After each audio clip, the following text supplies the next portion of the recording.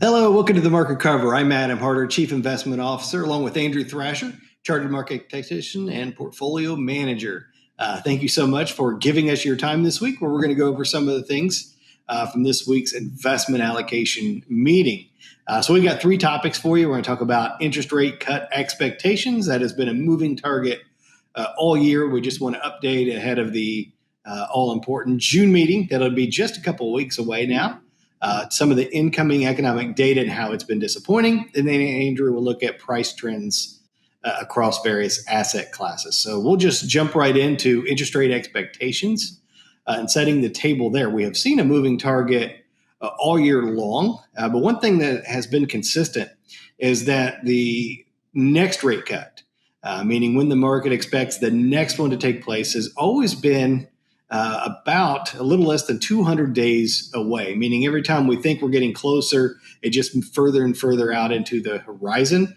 The top panel of this chart shows us when the market first thinks that we will see that rate cut. Earlier this year, it got to as low as April. We're now obviously over a month past when that would have been. It got pushed all the way back to December, and now we're at November, or 180 or so days away from now. So that continues to be on down the road. Time will tell. If we just go another month and we keep that set, we're looking at 2025 completely possible. We will see come June, we will get the important Fed meeting, which happens on each of the quarters, where we get a more robust understanding of how they're looking at things. But as for now, that rate expectation pushed all the way out into November. Now, one interesting development is that we have seen the economic data come in a more of a disappointing fashion. That is the next chart, which shows you the incoming data relative to where economists expect it to come in. So one important note is this chart isn't saying whether the economic data is good or bad, or not necessarily showing expansion or contraction, but how is it coming in relative to where those expectations were set. You could see it oscillates over time. Sometimes it seems to come in trends where it gets better and better until economists realize, hey, things are better. We got to catch up and ratchet up. Until then, they get overly optimistic and the data begins to disappoint. And that has been a pretty clear recent trend, that the data has been coming in softer. We saw that on the inflationary side.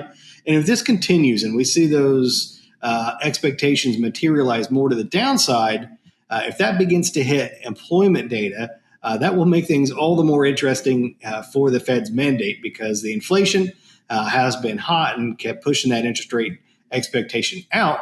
If we were to see any sort of employment misses or that begin to deteriorate, now they're in a difficult situation because their other mandate is, of course, full employment. So it's not like we have seen the economy turn soft just yet.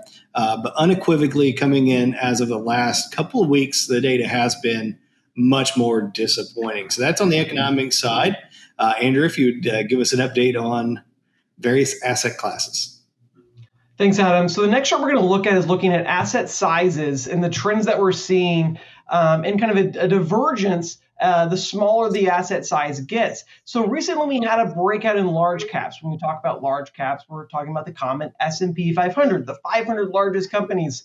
And so we saw them break above that prior March, April high. And so whenever we see these new highs, we want to start going through all the charts, all the different sectors and different corners of the market, and start looking and start compiling lists. Are we seeing a lot of confirmation, or are we seeing a lack of confirmation of this breakout of this new high? And so one study that we do is start looking at, do we see other asset sizes? Do we see small caps, micro caps, mid caps? Are they also showing this bullish trend, this bullish breakout to new highs? And as this chart shows, unfortunately, we haven't yet. We're still continuing to see that theme where the largest stocks are really driving the market higher. The Mag 7, the S&P 100, the mega caps, all the different ways we can describe them. But we can see on the far left, we have large caps. We can see that green line there. We had that breakout.